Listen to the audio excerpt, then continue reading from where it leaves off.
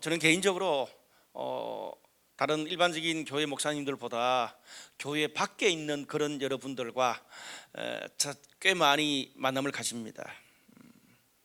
특별히 저는 그분들과 여러 대화를 또 만남을 하면서 그분들의 성공과 좌절, 그리고 일상의 관심사, 고민거리도 들어주면서 또 저의 이야기도 함께 나누기도 합니다.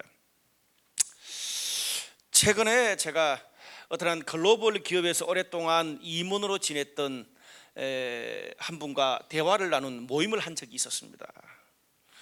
나이는 저와 비슷한 연배인데요, 잠시 하던 일을 멈추고 지금 새로운 일을 찾고 있는 중이었습니다. 한 4명이 함께 대화를 나눴는데 그 모임이 끝나갈 무렵에 제가 그분께 이런 질문을 던졌습니다.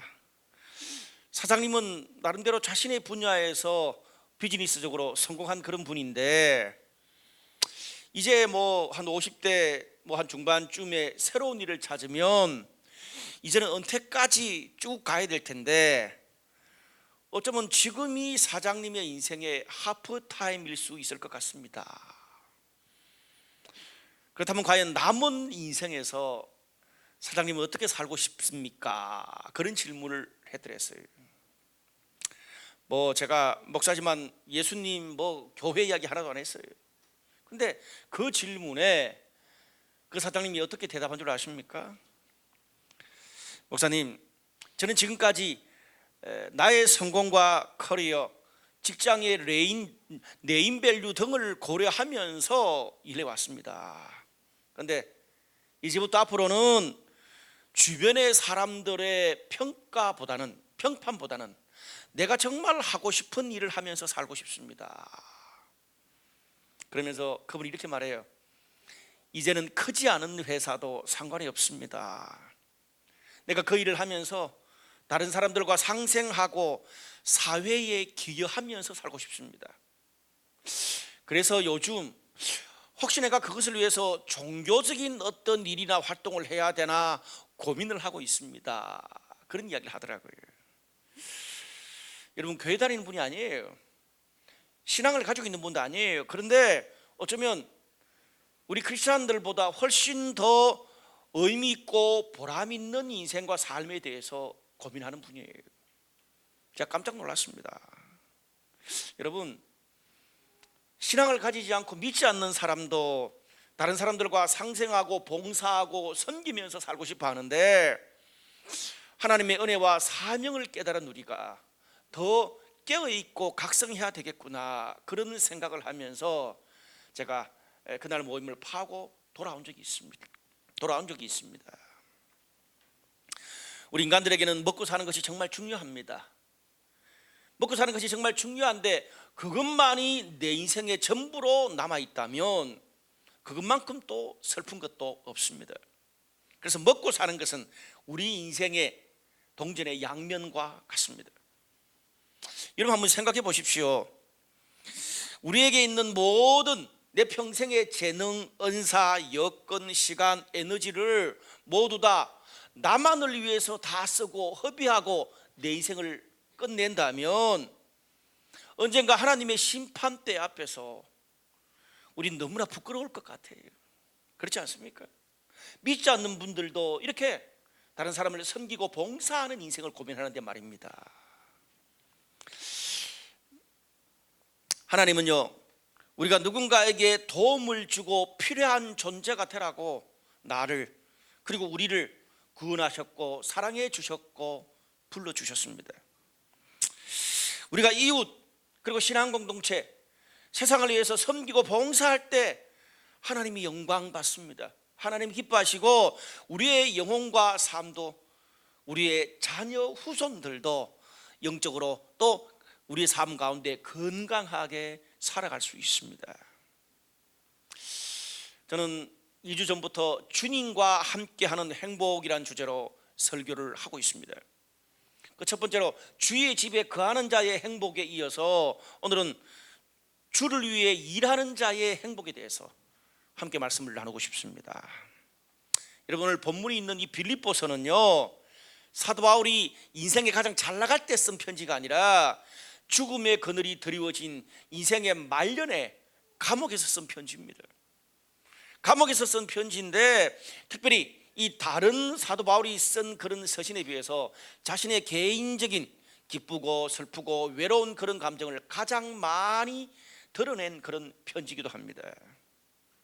특별히 오늘 본문을 통해서 우리가 평생 주님을 위해서 일하는 것이 무엇인지 함께 깨닫고 도전받는 시간 되기를 주님의 이름으로 축복합니다. 특별히 오늘 우리가 읽었던 이 본문의 1장 3절에서 11절까지는 이 바울이 빌립보 성도들을 위해서 기도하고 축복하는 내용이에요.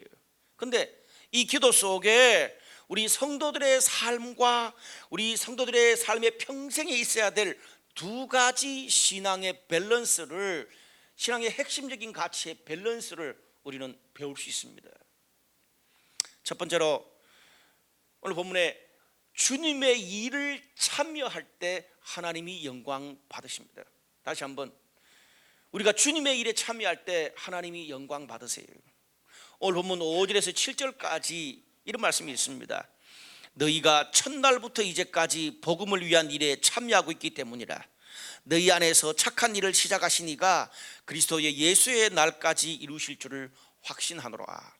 내가 너희를 위하여 이와 같이 생각하는 것이 마땅하니 나의 매임과 복음을 변명함과 확정함에 너희가 다 나와 함께 은혜에 참여한 자가 됨이라.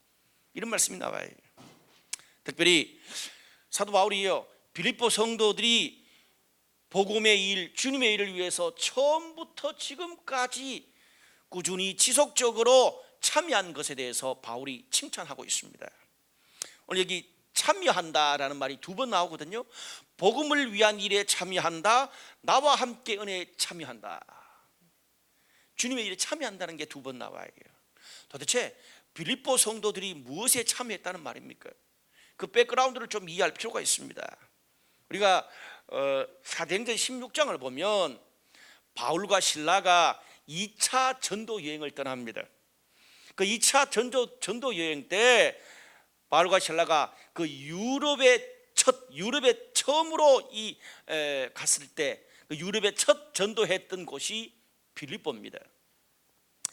거기 보면 우리 사도행전 16장에 보면 빌립보 감옥에 바울과 실라가 갇혀 있는데 옥문이 열리고 간수가 얘들이 도망갔구나 싶어서 죽으려 그럴 때에 오히려 바울과 실라가 그 간수와 가족들을 전도하면서 빌립보 교회가 탄생됐습니다. 유럽의 첫 교회였어요.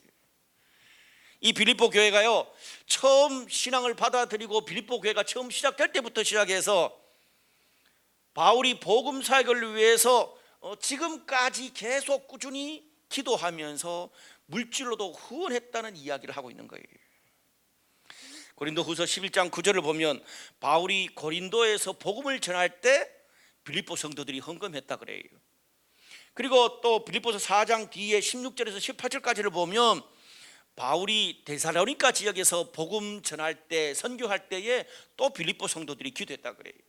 그뿐 아닙니다.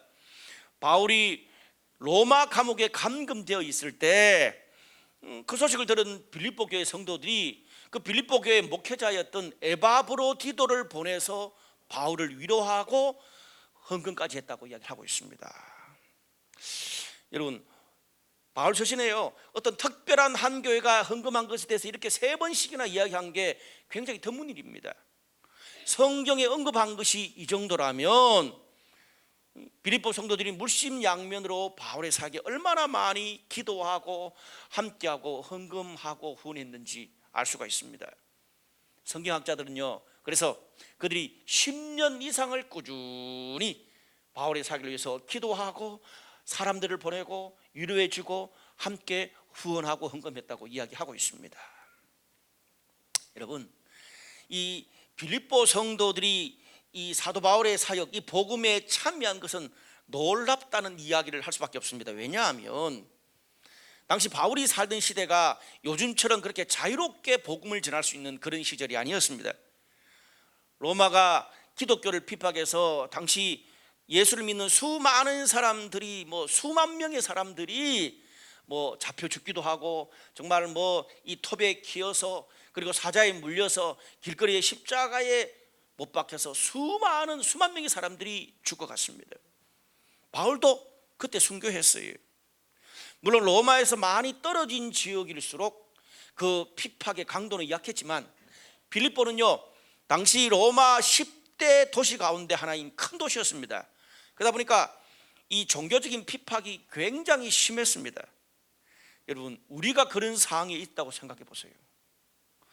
내 신앙 유지하는 것도 쉽지 않은데 우리가 간혹 뭐 이사를 가고 또 뭐 직장이 바뀌고 여러 가지 삶만 좀 바뀌어도 우리가 적응하는 데만 6개월, 1년 이상이 걸리는데 그런 엄청난 핍박 속에 내 신앙 유지하는 것도 어려운데 복음 사역을 10년 이상 꾸준히 섬기고 돕고 기도하고 후원했다는 것은 쉽지 않습니다.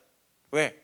그것이 알려지면 바로 가차없이 순교당할 수 있는 그런 상황이기 때문입니다. 어지간한 믿음과 용기가 없으면 어려운 일이에요. 그런데 빌립보 교회 성도들은 10년 동안 그 믿음 신앙의 의리를 지켜왔다는 거죠.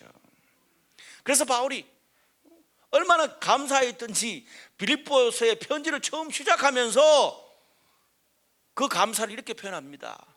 7절에 나의 매임과 복음을 변명함과 확정함에 너희가 다 나와 함께 은혜에 참여한 자가 되었다. 그렇게 이야기합니다. 무슨 말입니까? 바울이 전도하고 선교하고 또 이 고난받는데 빌립보 성도 너희들도 나와 함께 똑같이 참여한 거다, 그 말입니다. 여러분, 우리는 이 유럽의 복음을 전한 사람 그러면 바울을 생각합니다. 근데 오늘 성경에서 바울은 뭐라 그럽니까?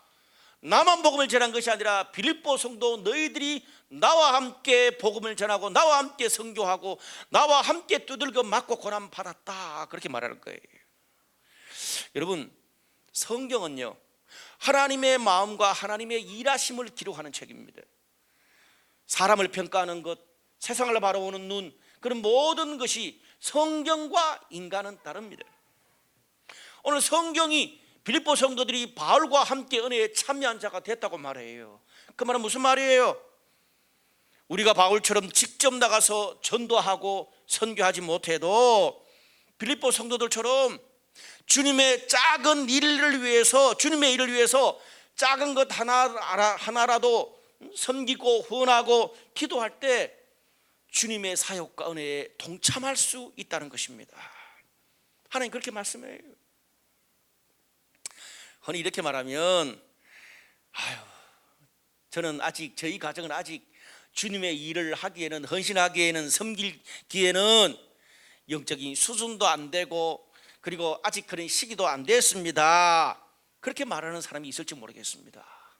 그런데 여러분, 오늘 성경은 그렇게 말하고 있지 않습니다. 오늘 여기에 빌립보 성도들이 정말 하나님께 쓰임 받을 정도로 충분히 훈련되어서 성숙한 뒤에 재정적인 형편도 안정되고 주변 여러 가지 여건도 안정되어서 여유가 있어서 복음 사역에 10년 이상 꾸준히 동참하고 헌한 것이 아니었습니다. 오늘 5절 말씀에 어떤 말씀이 있어요? 너희가 첫날부터 지금까지 복음을 위한 일에 참여했다고 말합니다. 언제부터? 첫날부터. 5절 말씀에 너희가 첫날부터 지금까지 복음을 위한 일에 참여했다는 거예요. 빌립보 성도들은요 예수 처음 믿고 영접한 그날부터 하나님의 이 일에 동참했습니다.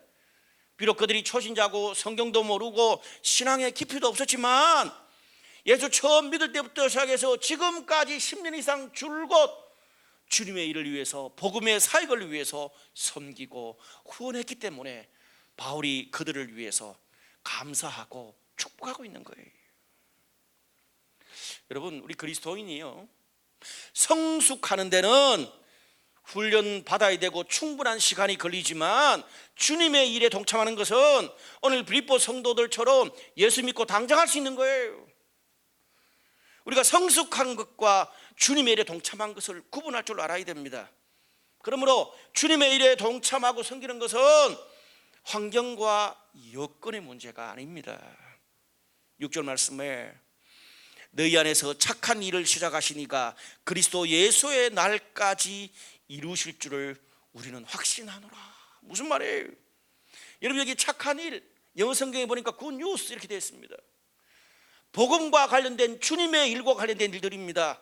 복음을 전하고 영혼을 변화시키고 하나님의 공동체를 세우고 세상을 주님께 이끄는 모든 복음과 관련된 일들이에요. 그 일들, 빌립보 성도들 너희들이 했던 그 일들을 주님이 오실 그날까지 끝까지 잘 갈 것이라고 확신한다, 이렇게 말해요. 여기 확신한다, 그 말은 완료 시제입니다. 완료 시제는 뭔지 아세요? 깨달은 그때부터 앞으로도 계속 끝까지 간다는 거예요. 세상 끝날까지. 여러분, 빌립보 성도들은 바울이 감옥에 갇혀 있는 것을 보면서도, 지금 주변에 막 순교가 일어나는 것을 보면서도 위협을 무릅쓰고 처음부터 끝까지 10년 이상 변함없이 복음을 위해서 섬기고 헌신했습니다. 그 착한 일을 누가 시작했다고요? 하나님이 시작했다는 거예요. 그런 마음, 그런 귀한 섬김, 그것을 끝까지 할 수 있었던 그 마음, 하나님이 심어주셔서 했다, 그 뜻입니다. 그런 마음을 주시고 그런 일을 하게 하셨던 하나님께서 앞으로 너희가 어려운 상황에 처해도 너희 평생 세상 끝날까지 너희들의 섬긴, 너희들의 기도, 너희들의 후원을 세상 끝날까지 주님께서 사용하실 것을 내가 믿는다, 그 뜻입니다. 여러분, 많이 가지고 있다고, 내가 능력이 뛰어났다고 주님께 쓰임받는 게 아니에요. 주님이 쓰시고자 할 때, 주님이 쓰고자 할 때 쓰임받을 수 있는 것입니다. 빌립보 성도들은 어쩌면 우리보다도 더 삶이 어렵고 굴곡이 많았던 사람들입니다. 근데 그들은 주님께 쓰임받았고 그 이후로도 계속 쓰임을 받았던 사람입니다. 저는 개인적으로 12일 동안 비즈니스맨들과 여러 목회자들과 함께 미국의 여러 아주 유명한 교회 또 단체들을 탐방하고 돌아왔습니다. 틈틈이 제가 설교를 준비했지 않겠습니까? 근데 제가 지금 이렇게 그 미국에 있는 탐방하고 있는 교회 탐방하면서 이 설교를 준비하면서 특별히 오늘 본문에 두 문장이 너무 와닿았어요. 그럼 어떤 문장인 줄 아세요? 첫날부터 이제까지. 또 하나는 복음을 위한 일에 참여했다. 첫날부터 이제까지, 그리고 복음을 위한 일에 참여했다. 이 두 문장이 진짜 지난 한 주 동안 와닿았어요.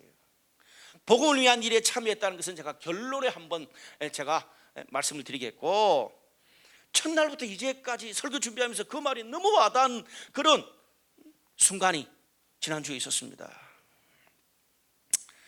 미국에 아주 역동적이고 정말 크고 좋은 세련된 교회와 단체들을 많이 탐방했습니다.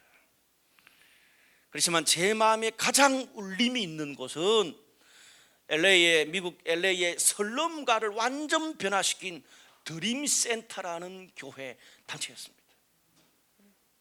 제가 거기 가서 보면서 울었어요. 여러분, 이 드림센터는요, 이 드림센터가 세워진 그 지역은 20여 년 전에 미국 LA에서 가장 위험한 그런 지역이었습니다.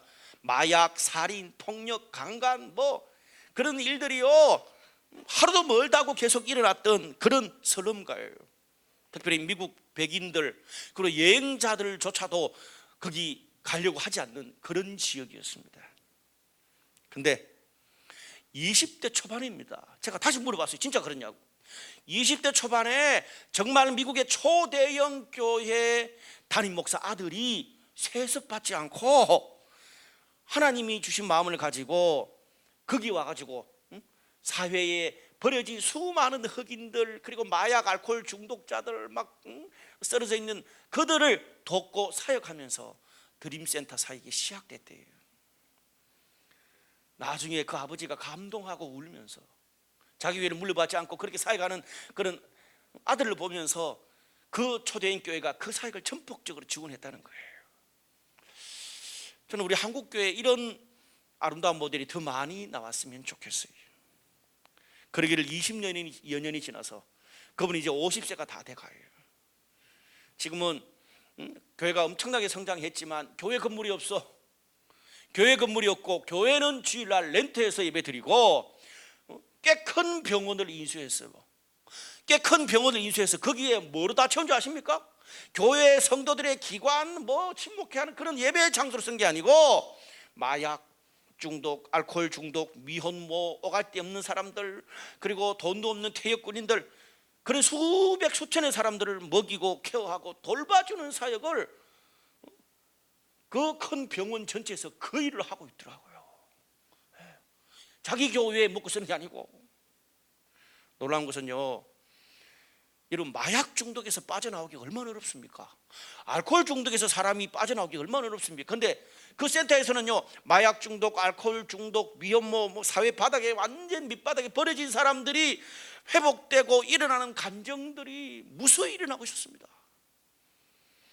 20여 년 동안 그 센터의 사역을 통해서 그 지역, 설럼가인 그 지역이 미국 LA에서 살기 좋은 지역 10손가락 안에 꼽히는 데가 됐대요. 국가나 주정부도 못할 일을 한 교회가 하고 있었습니다. 그 교회 사람들뿐 아니라 전 미국 전 세계의 엄청난 사람들이 그 드림센터에 섬기는 사역을 배우기 위해서 발렌티어로 자원을 하고요, 그리고 기부를 하고 거기서 사역을 배우고 있었습니다. 그래서 물어봤어요. 우리가 단기 선교 좀 갈 수 없냐고. 저희를 인도한 스텝이 있었습니다. 제가 이거는 짧게 제 페이스북에 올렸어요. 아마 본 분도 계실 거예요. 저희를 인도한 스텝이 여자분이에요. 한 30대 초중반, 키도 그냥 자그마한 그런 흑인 완전한 흑인 아닌데 거의 그런 분이세요. 근데 이분이 과거에 알코올 중독인 부모에게 학대를 당했어. 19년 동안 마약에 빠져 살았대. 그때 남편도 마약 중독이었대.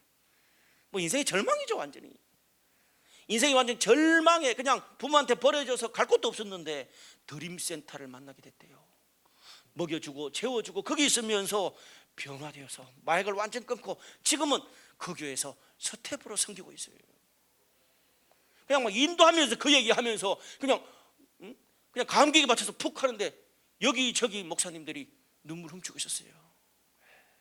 꼭 그냥 별것 아닌 것처럼. 투어를 끝마칠 때쯤 돼서 제가 그 자매한테 한번 질문을 해봤어요. 아니, 이런 비전을 가지고 일하는 그런 이 교회와 단체들이 전 세계에 수없이도 많은데 중독에서 벗어나는 게 쉬운 것도 아니고 왜 이곳에서 이렇게 놀라운 변화와 열매를 많이 본다고 생각하십니까? 라고 물어봤어요. 맞잖아요, 여러분. 마약 중독, 알코올 중독, 정말 세상을 변화시키는 그런 이야기 수많은 교회와 단체에서 하는 말 아닙니까? 근데 그 열매가 쉽지 않아요. 여기는 그게 그냥 일상다반사라. 그 자매가 뭐라 그런 줄 아세요? 다른 것은 모르겠고 내가 분명히 말할 수 있는 게 하나 있습니다. 우리가 소망을 잃고 쓰러진 그곳에 그들은 드림센터 사람들이에요. 그들은 늘 한결같이 끝까지 찾아왔습니다. 그 사람이 아니면 다른 사람이라도 보내서 우리가 필요했던 그것을 도와주었고 필요한 그곳에 끝까지 우리와 함께 해주었습니다. 그들이 우리를 도우면서 마약을 언제 끊을 거냐, 술을 언제 끊을 거냐, 교회 다녀라, 예수 믿으라 그런 소리를 한 적이 단 한 번도 없습니다. 그런데 우리가 변하든지 그렇지 못하든지 상관없이 그들은 늘 똑같은 모습으로 우리를 도와주었고 우리와 함께 해주었습니다. 그렇게 끝까지 세상에서 그렇게 끝까지 우리를 섬기고 도와준 사람들이 내 인생에는 아무도 없었습니다. 그것이면 충분하지 않습니까? 다른 어떤 말이 필요합니까? 너무 뻔한 말인데 너무나 충격적인 이야기였습니다. 예수 믿고 그리고 주변의 사람들한테 그걸 전하고 있었어요. 물론 이런 말을 하면 지금 현재 우리의 삶과 너무 거리가 먼 큰 이야기이기 때문에 별로 와닿지 않을 수 있습니다.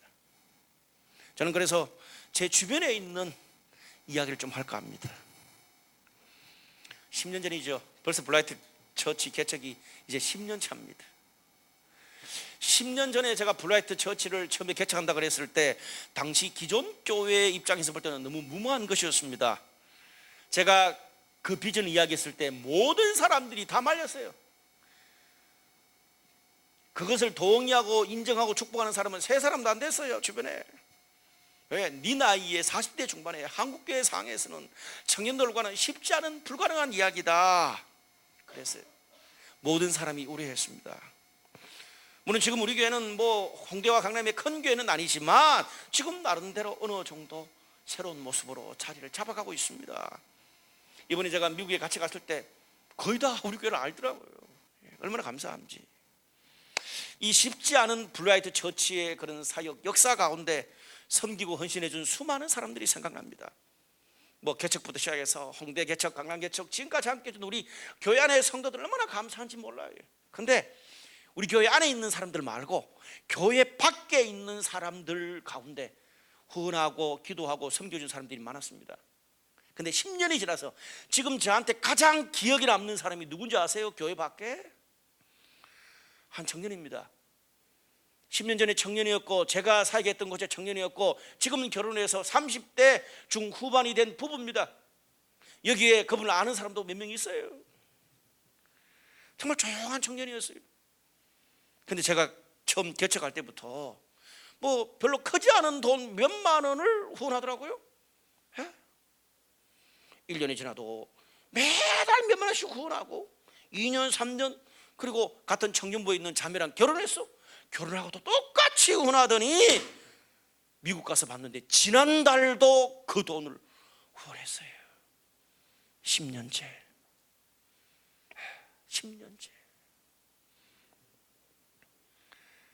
블라이트 교회 사역을 위해서 오늘 이 성경으로 말하면 복음의 착한 일을 위해서 처음부터 지금까지 계속 그 청년 그 부부가 참여한 거죠.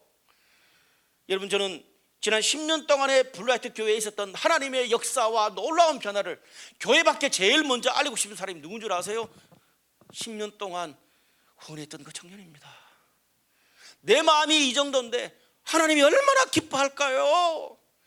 저는 언젠가 그 친구를 꼭 초대하고 싶습니다.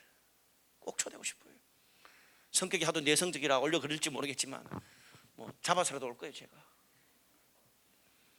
사랑하는 여러분, 우린 변화를 위해서 너무 거창하고 큰 이야기만 합니다. 그런데 오늘 성경은 주님의 일을 위해서 작은 것 하나라도 도전받고 깨달은 그 처음부터 끝까지 행하는 것에서 변화와 역사와 주님의 일은 시작됩니다. 오늘 그런 힘과 능력과 비전을 주시기를 주님의 이름으로 축복합니다. 두 번째로, 하나님을 아는 지식과 성경적인 건강한 가치관이 자라갈 때 하나님 우리를 기뻐하시고 영광 받으십니다. 오늘 9절에서 10절 보니까 이런 말씀이 있어요. 너희 사랑을 지식과 모든 총명으로 점점 더 풍성하게 하사 너희로 지극히 선한 것을 분별하며 또 진실하여 허물 없이 그리스도의 날까지 이르고. 오늘 여기에 빌립보 성도들의 너희를 향한 사랑, 너희의 사랑이 뭡니까? 빌립보 성도들이 10년 이상 주님의 일을 꾸준히 섬기고 후원하고 봉사했던 그 일을 말합니다. 주님을 위해서 섬기고 봉사했던 그것이 예수 그리스도의 오는 주님의 날까지 순전하고 끝까지 지속되려면 어떻게 해야 되는지에 대해서 이야기해 주고 있어요. 애프터 서비스예요. 우리가 하는 섬김과 주님을 향한 봉사가 어떻게 지속될 수 있냐, 주님의 날까지, 그 말입니다. 그러기 위해서 뭐라 그래요? 오늘 이 본문이 지식, 헬라어로는 에피그노시스, 하나님을 아는 지식입니다. 단순한 지식이 아니고 하나님을 아는 영적 지식, 그리고 모든 총명, 총명은 뭡니까? 헬라어로 아이시테시스, 하나님의 복음에 대한 통찰력이 점점 더 풍성해진다, 그 뜻입니다. 또 그뿐만 아니라 선한 것을 분별해야 된다는 말도 있습니다. 헬라어로 도키마초라는 뜻인데 금속과 동전이 명확한 기준에 도달하는지 아닌지 계속 검사할 때 쓰는 단어예요. 분별력. 여러분, 우리가 살고 있는 이 시대는 예측할 수 없는 상황이 너무나 많습니다. 성경이 2000년 전에 쓰여진 책이잖아요. 그래서 성경에서 하라 하지 마라 분명한 것도 있지만 2000년 지난 상황이기 때문에 상황과 변수에 따라서 대응이 달라질 수 있는 것도 너무나 많습니다. 간혹 어떤 것은 방어운전처럼 이후에 일어날 수 있는 인간의 재성과 그런 것들도 고려해야 되는 것이 사회에서 살다 보면 있고요. 그러다 보니까 이런 복잡한 상황 속에서 하나님의 사람으로서 무엇을 선택하고 어떻게 대처해야 되는지 선악을 끊임없이 분별할 수 있는 그런 영적인 분별력이 우리들에게는 필요합니다. 이거를 성경적인 가치관, 영어로 크리스천 마인드라고 그래요. 어떤 상황에 딱 처했을 때 해야 될 것, 하지 말아야 될 것, 기다려야 될 것, 그리고 여러 가지 분별력 있게 해야 될 것, 그런 것들이 우리 삶에서 성숙해지는 것이 성경적인 가치관이 성숙해지는 거예요. 우리가 하나님을 아는 지식뿐 아니라 영적인 통찰력, 그리고 모든 상황에서 그리스도인으로 대처할 수 있는 지혜로운 이 성경적 가치관을 끊임없이 배우고 훈련하고 그리고 셀에서 함께 나누면서 성숙해져 가야 되는 거예요. 그럴 때 빌립보 성도들이 했던 것처럼 우리가 주님 앞에 했던 섬김, 봉사, 커리어, 비즈니스, 가정의 모든 그런 일들이 하나님 앞에서 끝까지 험없이 진실하게 계속 이어질 수 있다, 그 뜻입니다. 우리 삶에 있는 모든 그런 축복과 모든 그런 커리어들이 우리가 하나님을 더 알아가고 영적 분명이 더 성숙해져야 이것들이 계속된다는 거예요. 제가 이번에 간 단체 중에 이 아주 그 크리스찬 기부하는 단체면서 전 세계 주식하는 사람 가운데 한국인 출신으로 100위 안에 든 빌 황이라는 뉴욕의 어떤 교회 장로님이 있습니다. 이 빌 황이라는 분은 거의 자신의 그 자산이 조에 가까울 정도의 이 기업가입니다. 그때 우리가 그날 가가지고 막 이렇게 이야기하는데 갑자기 막 이렇게 그분이 막 강의하고 간증하는데 뭐 직원이 자꾸 이렇게 밖에 있어요. 뭘 들고. 그래가지고 뭐라고 주고 가라고, 퇴근하라고. 그럼 우리가 다른 한 목사님 뭐냐고 물으니까 오늘 그 전체 모든 그 수입 결산한 그거를 매일 나한테 주는데 그냥 늦어지니까 나한테 주고 가라 그랬다고. 질문하는 분이 그냥 뚱딴지처럼 죄송한데 오늘 얼마 벌었는지 물어봐도 되냐고. 그분이 씩 웃더니만 뭐 이야기 못 해줄 건 없죠. 근데 오늘 한 500억 정도 벌었네요. 우리가 이러니까 지난주에는 1000억 까먹었어요. 뭐 이런 식으로 이야기하더라고요. 그 정도의 어떤 자산을 가지고 있는 분입니다. 근데 미국의 비즈니스맨들 가운데 가장 존경을 받는 그런 영적 지도자 중에 한 분입니다. 그분이 강의하면서 그러더라고요. 자기는 성경을 보면서 될 수 있는 한 내 이름으로 된 사유재산을 많이 가지려고 하지 않는데요. 그리고 최근에 엄청난 그런 뉴욕에서 제일 잘 나가는 그런 엄청난 건물을 살 뻔했는데 내 이름으로 와이프와 함께 안 사기로 했대. 왜? 자식들이 그 재산 나중에 서로 물려받으려고 싸우려 그럴까 봐 안 했대. 근데 그분이 놀란 게 뭔지 아세요? 매일 자기 사무실에서 사장님하고 비즈니스맨들하고 매일 성경 읽는 걸 한 시간씩 합니다. 놀랍습니다. 그리고 이분이 전 미국 전 세계 돌아다니면서 목사도 아니에요. 비즈니스맨인데 성경 읽기 운동을 주도하고 있습니다. 왜 그러냐고 물어보니까 성경에 보니까 부자가 하나님 나라에 들어가기가 힘들다 그러네요. 그래서 하나님이 나한테 주신 축복이 험없이 지속되기 위해서 영적으로 매일 성경을 읽고 돈 열심히 벌고 내 주머니에 넣지 않고 가난하고 연약하고 의미 있는 그런 일을 하는 사람들에게 기부를 많이 합니다. 이분이 기부하는 게 소천하게 부자가 하나님 나라에 들어갈 수 있는 길은 이것밖에 없어서 내가 이 축복이 계속되려고 이렇게 합니다. 이걸 가지고 뭐 성경적으로 신학적으로 평가할 일이 아니고 그분의 고백이에요. 모두 다 감동을 받았어요. 그래서 그래요.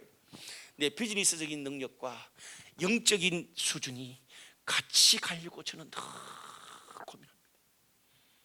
다시 자신의 비즈니스적인 능력과 영적인 능력이 늘 같이 가려고 고민한대요. 사랑하는 여러분, 우리가 영적인 훈련, 성경적인 훈련을 멈출 수 없는 이유가 바로 여기에 있습니다. 오늘 본문에 나와 있는 것처럼 하나님을 알아가는 훈련, 성경적 가치관을 배우는 그런 훈련은 어느 한 시절에 멈출 수 있는 것이 아닙니다. 여러분, 우리가 하나님을 알아가고 성경과 영적인 훈련이 내 삶에 멈춰질 때 주님의 일에 참여하는 나의 섬김, 봉사, 내 삶에 하나님의 일하심도 멈추게 될 것입니다. 오늘 성경의 논리에 의하면. 왜? 주님의 착한 일을 시작하게 하시는 하나님의 동력이 내 안에서 끊어지고 멈춰진다는 거예요. 나의 영혼 가운데, 나의 가정 가운데, 나의 직장일 가운데, 우리 공동체 가운데 끊어진다는 말이에요. 과거에 내가 하나님 앞에 얼마나 많은 일을 했냐, 얼마나 하나님을 깊이 알았냐, 그건 중요하지 않습니다. 신앙은 늘 현재형입니다. 여러분, 우리 교회에 여러 훈련이 많습니다. 우리 교회도 이제 점점 연수가 더해 가면서 특별히 올해에 여러 다양한 훈련을 점점 더 많이 세웁니다. 뭐 신앙 필수 훈련뿐 아니라 여러 가지 다양한 훈련들을 계속 만들어 가고 있어요. 근데 늘 받는 사람만 받아요. 고린도전서 10장 12절, 그런즉 선줄로 생각하는 자는 넘어질까 조심하라. 저는 오늘 말씀을 통해서 내 신앙의 현 주소를 돌아볼 수 있기를 주님의 이름으로 축복합니다.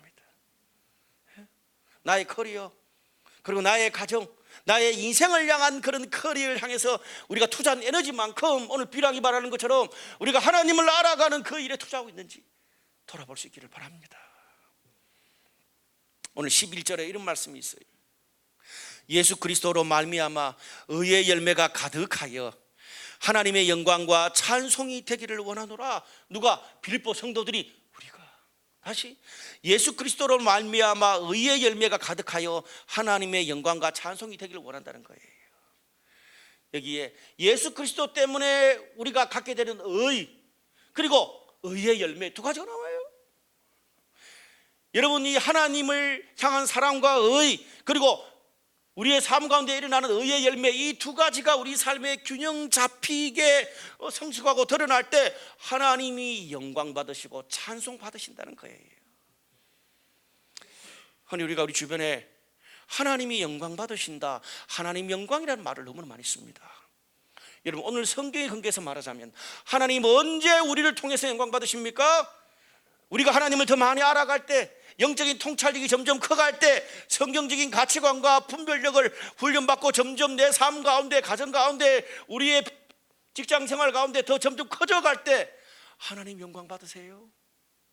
또 어떤 상황 가운데도 주님을 위해서 작은 일 하나라도 빌립보 성도들처럼 섬길 때, 후원할 때, 기도할 때, 주님의 일에 동참할 때 하나님이 영광 받으십니다. 말씀의 결론을 맺겠습니다. 저는 지난주에 미국에서 설교 준비를 하면서 오늘 본문을 보면서 두 문장이 꽂혔다 그랬습니다. 하나는 첫날부터 이제까지 제가 드림센터 얘기를 했습니다. 또 한 가지는 복음을 위한 일에 참여했다. 그 단어가 지난주 진짜 꽂혔어요.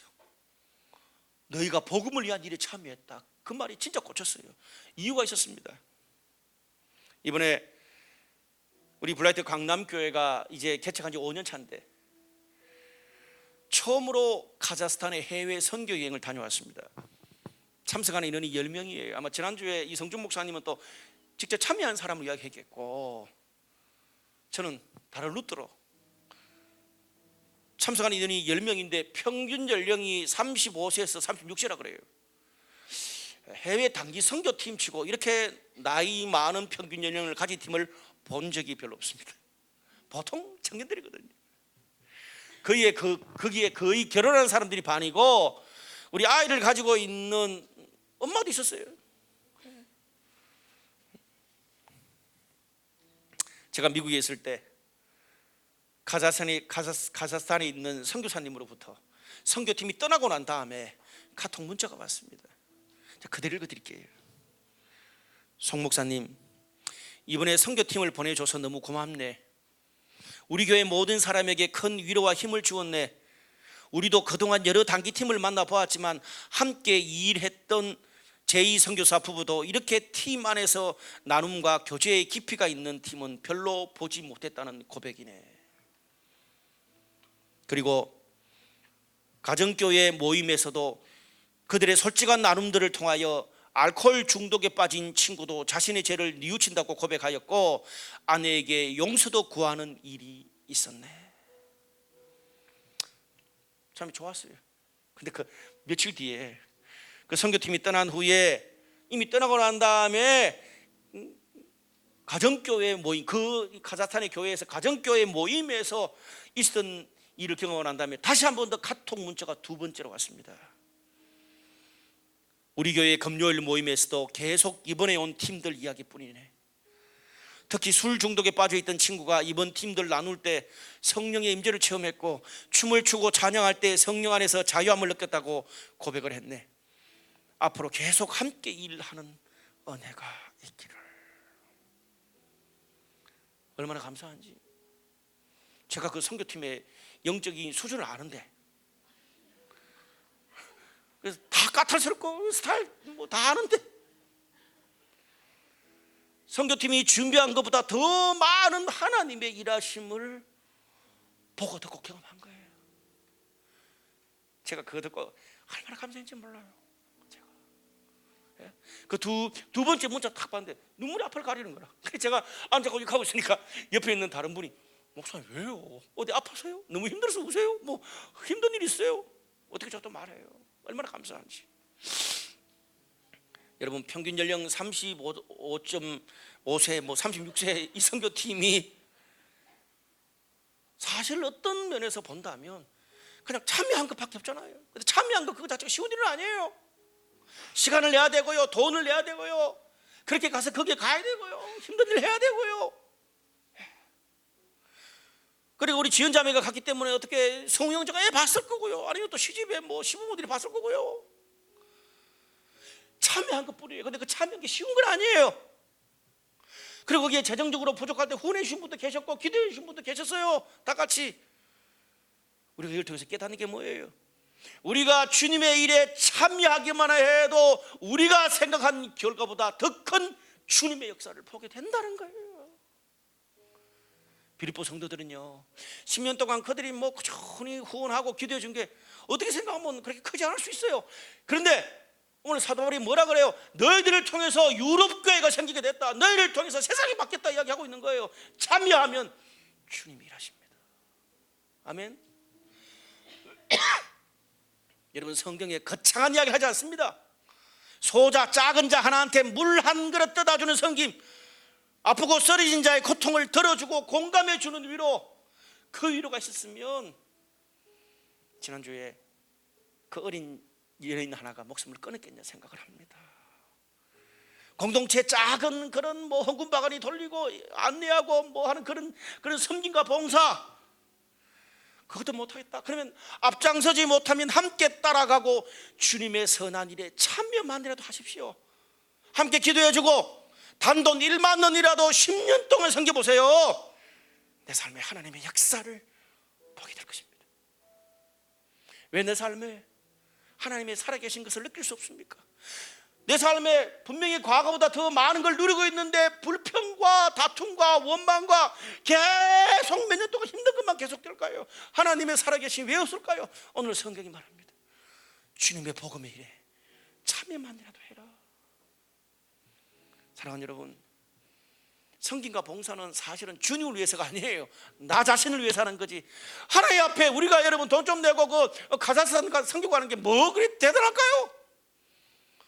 성김과 봉사는 나를 위해서입니다. 나의 영혼을 위해서, 내 삶을 건강하게 하기 위해서, 내 인생에 뭔가 살아야 될 목적을 주기 위해서 우리가 섬기고 봉사를 하는 거예요, 주님이. 그래서 섬김과 봉사는 여건과 환경의 문제가 아닙니다. 마음입니다. 영성입니다. 하나님을 향한 열정의 표현입니다.